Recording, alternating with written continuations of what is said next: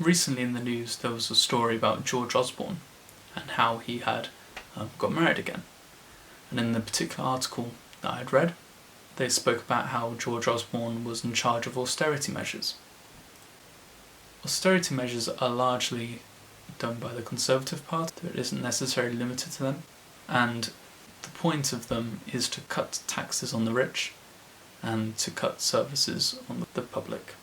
And in explaining what austerity measures were to my girlfriend, I came up with this distinction, and I think it makes a lot of sense to share it with you.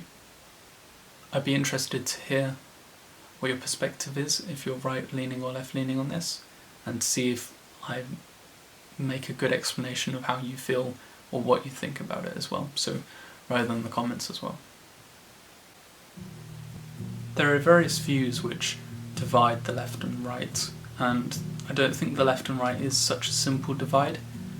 Sometimes dividing the left and right in this way isn't very helpful politically.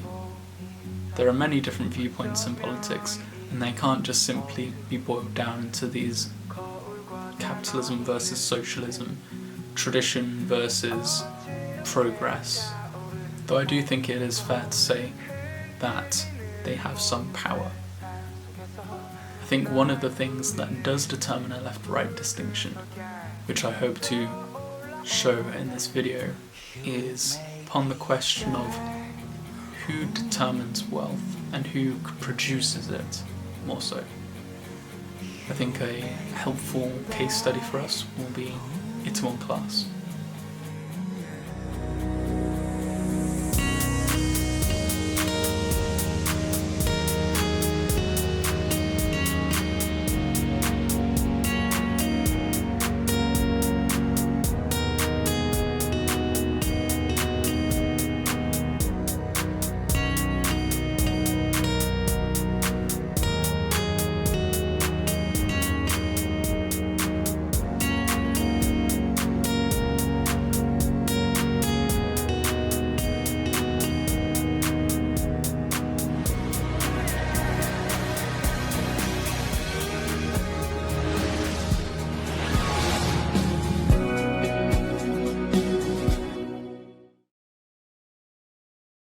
네.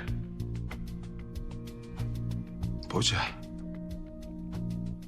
Towards the start of episode 8 of Itaewon Class, Surui and the chairman are waxing poetic about the nature of power. The chairman tells Surui that his son said that Surui was strong and had power, and the chairman turns around and says to Surui that he bought the pub from him, the property, to show his son what true strength meant. Surui turns around and asks, "Is that your definition of power?" And the chairman turns around and says, "I can easily control and have influence over all your achievements." How isn't that power? They have a bit of a word tussle. Surui says, "In my opinion, power comes from people, because their trust gives me strength." And I think that this conflict between them is a good example between left and right political thinking as well, on what gives us strength, what gives us power, who produces wealth in the world even. If you ask a right-leaning person, however we define this, who they think produces wealth in society, they might more than likely tell you that it is those who have power. We can turn to Jeff Bezos, Elon Musk, Bill Gates. These people are good examples about who has wealth, who owns wealth, and who produces wealth in society.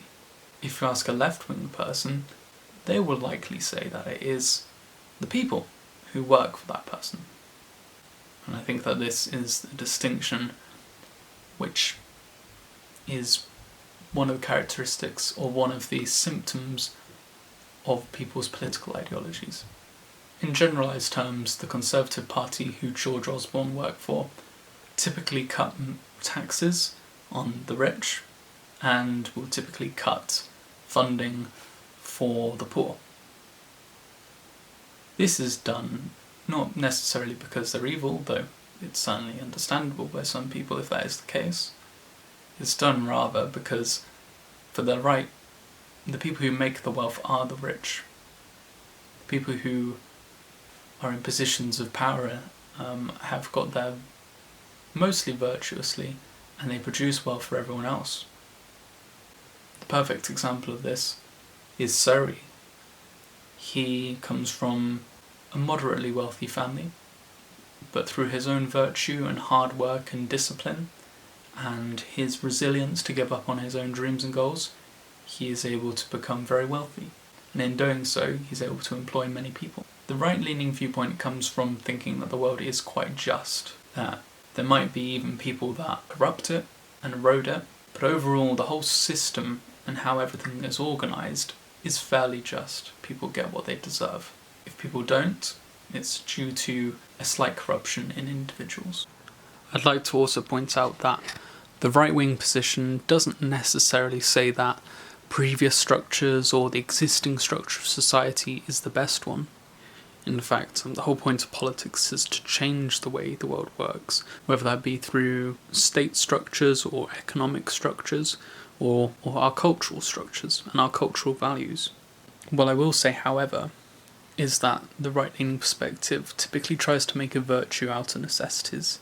It typically has less scepticism towards the way the world works and favours rather individual character and individual morals and trying to perfect them rather than change the structures surrounding us. Particularly with right-leaning people who've read a lot of history, they'll often see history as being larger structures that are beyond an individual's control. So they don't see societal change towards what we want as necessarily possible, and in fact see societal change as a component of larger history in general. This isn't in necessarily the same way that Marxists think about history, where they think that history is revolutions towards total freedom or ultimate freedom, but this is more in a sense of almost quite pessimistic stance, which some would see as realistic equally. Lots of right-wing viewpoints don't really ask us to involve ourselves in revolution. Instead, they would rather us favour embracing our current society and trying to do the little bits we can do in our current society to live a happy life and to help the small people around us. Or they would ask us to return to some kind of previous age where things were meant to be better. Regardless of whether it's us accepting the system we have now or accepting a previous system as how we should govern ourselves, there is a larger point at accepting the way things are or have been and not seeking to move beyond that. I think this is also another characteristic of the right and left. The left see revolutionary change as possible and they envision a world in the future that could be better, whereas the right typically see endeavours to change the world as quickly as a revolution as too unstable and too unsecure as to build a society in. This is why we see some people seeing inequality on the left as something that needs to be resolved or overcome or corrected. On the right, instead, we see that this is renamed as social Darwinism for some people, where necessity is turned into virtue, and what is considered how the world works is then accepted, and an ideology to justify the existing world comes about. The right-leaning point is quite nice. It means that you don't have to take up any issues with any systems, and it means you only can get annoyed at a couple of people, and then once those people are gone, you're back to a normal, happy society where there's some suffering, but that's just needed in any society. That's a consequence of any society's problems.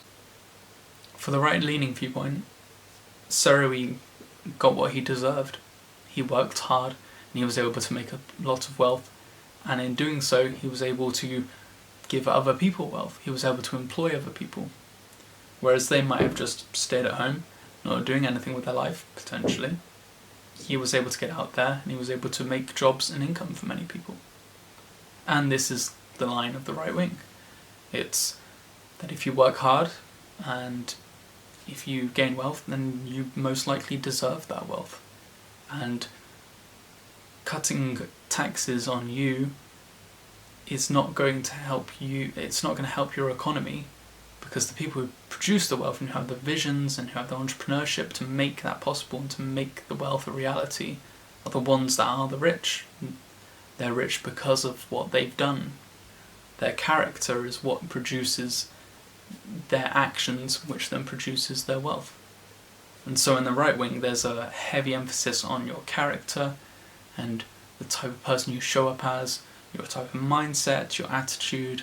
And this is where we also see lines similar to Stoic thought, where it's typically about how you think about the world, seeing things in the world, such as systemic issues, as setbacks and as problems that you can't overcome. That's your own fault. You should think better. And to be charitable to the right-leaning position here, it's maybe not even necessarily that people deserve where they are. It's more so that in claiming responsibility over your situation, in thinking to yourself, what is it that I can do right now that I can change my life with? You just gain more freedom. You gain more power and control over yourself. The right-leaning position is that you don't really think about changing the world around you. You change yourself around it because you are the easiest thing to start that process of change. I think a right-leaning perspective, to some degree, is essential in our society. It's essential in any society. The right-leaning point is to think about who you are, and it's to try and act with character and virtue. And perhaps to slightly complicate matters even further, though Surrey is a good example of a right-leaning perspective, the way he talks about power is very left-wing. Itaewon Class explores both of these points. On the one hand, from a left-wing perspective, we see that Surrey cares about his people. He makes decisions when everyone else can decide as well. Surrey recognises that it's the trust of the people around him that believe in what he has to do, and it's them who then give their wealth and their time and their energy to his company to make it thrive. If you were to ask a left-wing person who produces the wealth in Itaewon Class, they might say Surrey, certainly, but they'll also say that it was his workers. It's the funders. It's the people who cook the food he eats. It's his suppliers. It's everyone also that isn't him. Everyone to some degree impacts him and his wealth and who he is. And particularly when he makes it big and he is very wealthy, it's only because it's due to all of the thousands of workers that are around Korea and in China. We might want to look towards an example in reality. For instance, in Amazon, it isn't necessarily Jeff Bezos who just produces wealth, who comes up with new ideas and unleashes them onto the world. It's all the thousands of workers at Amazon all around the world who manually move boxes, who design products, who come up with new strategies, who build the warehouses that are around the world, the people who transport the packaging, the people who work in the warehouses transporting boxes. And if none of them were there, Jeff Bezos can think of all the ideas he wants to, but he can't do anything about them. He actually manually needs to get up and do something. It's the people who do the manual labour. It's the people who cook, clean, tidy, organise, categorise, file, transport, all the objects and physical manifestations of the ideas that others have. You need people to do that. You need to work with others. Whereas the right then will lean more so on thinking about the character of people, who they are, and about the hard determination of individuals. The left will typically think about how external influences to a person affects them. And I think it's quite fair to be able to put blame on both sides here. Or not necessarily blame, but more so corrections. Things each side needs to keep in mind. For the left, there is not enough speak of character and people's capabilities to improve their lives. Self-improvement originally was a left-wing thing, from working class people sharing ideas and pamphlets with one, but now it's become far more of a right-wing thing because It's essentially about you moulding yourself into the type of person that is best suited for this society. The left and right can be defined in the same ways as, do you revolt or assimilate? The right would ask you to do what you can and accept your lot in society and try and make some happiness and wealth out of it. The left would say you need to throw out everything and create a new society that supports who you are already. Neither one is necessarily right, and neither can really exist without the other. I think for left-wing people, they need to understand about their own agency, and many do. They need to stop seeing obstacles in life and start actualizing. And on the left, there needs to be a wider acceptance of power and authority. Serowi is a person who gains his power and leadership not through control like Zhanga, but through his own kindness, through his own character.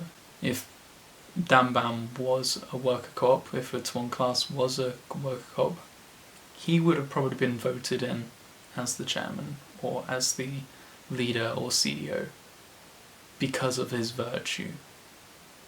And we shouldn't forget that leadership is needed. On the other hand, with the right wing, it's important to remember the circumstances people come from. And it's important to remember how interconnected we really are as people. Ideas don't float around and just become a reality. Ideas pop up somewhere in someone's imagination, but it's down to that person to have the luck, it's down to that person to have the connections, it's down to that person to not only make those connections and have that luck, but also to be able to rely on the people around them. Again, if Jeff Bezos lost all of his workers, it doesn't matter how many ideas he will have, he needs physical people to carry out particular procedures. From right then, the wealth in society comes from the individuals who can rise above the herd and who can put down their laziness, their self-doubt, and they can enhance their ambition, and they can believe in their own capabilities. And in doing so, they lead larger groups of people who believe in them to further success. And this is why austerity makes sense for the right wing, because at the end of the day, if the people who create the wealth in the world are those who are the richest, cutting taxes on them only allows them to spread their wealth further. And when times are hard and funding needs to be removed, if you then cut public services, the poor aren't necessarily the ones who are coming up with the next inventions to change the world. They, for the right wing, are probably, for better and worse, docile workers who just maybe not even have the aspirations to be even better. And so, by the order of society, they do the menial jobs, they do the laborious jobs, and they don't reap the rewards that the ambitious do. Now, I personally don't think this. I don't think that this is the full story. I think in many cases it could be true, but in many cases it definitely isn't either. I think it's important to understand where both sides are coming from, though. And I think it's worth being able to show each side so we can have a better understanding about the world around us. Likewise, to a left-wing person, austerity measures seem so stupid now. If the wealth of the world is created by the people who create it, the people who distribute, who create, who transport, I've said it before.